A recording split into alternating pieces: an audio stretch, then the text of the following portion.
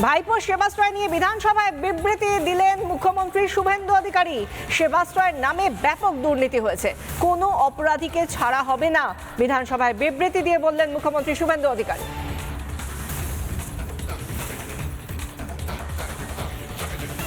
আমরা দেখলাম যেখানে ছবি দেখিয়ে যারা যারা ভুক্তভোগী হয়েছেন, ক্ষতিগ্রস্ত হয়েছেন, এমনকি ছোট ছোট বাচ্চারা পর্যন্ত বাদ যায়নি।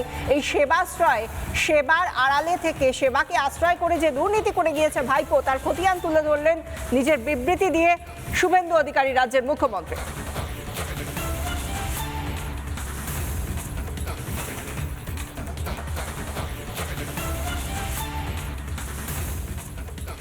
একটি বড় স্ক্যাম সামনে এসেছে, ভাইপোর সেবাশ্রয় ক্যাম্পে স্ক্যাম।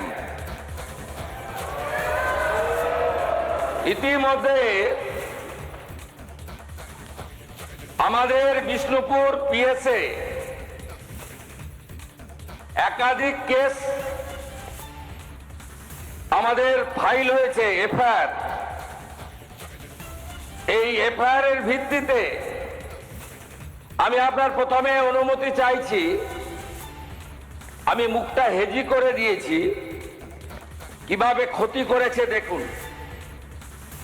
এই ছবিগুলো দেখুন, এই চিটিংবাজটা দেখুন, বাচ্চাটার হাত গেছে, দেখুন।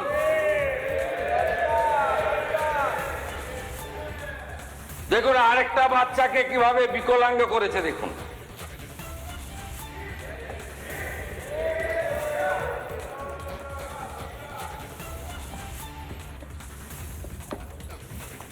এই দিদির পাটা গেছে দেখুন। এ যেটা করেছে এই চিটিংবাজ ভাইপো, আল্ট্রাসোনোগ্রাফি মেশিন বাইরে নিয়ে গেছে, এক্সরে মেশিন বাইরে নিয়ে গেছে, সরকারি হসপিটালের ডাক্তারদের বাইরে নিয়ে গেছে,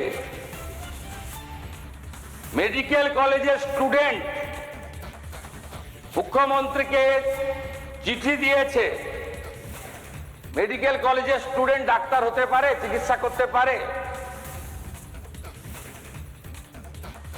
তো একবার ঢুকলে বেরোবে না, এ তো খুনের মামলা।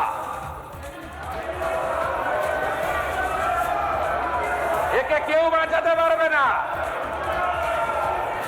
এই চিটিংবাজ ভাইপোকে কেউ বাঁচাতে পারবে না। আগে তো সবকে তুলবো। নানা ধরনের কন্টেন্ট দেখার জন্য লাইক করুন, শেয়ার করুন আমাদের ফেসবুক পেজ, সাবস্ক্রাইব করুন আমাদের ইউটিউব চ্যানেল। পাশাপাশি অন্যান্য ব্রেকিং নিউজের জন্য অবশ্যই চোখ রাখুন রিপাবলিক বাংলায়।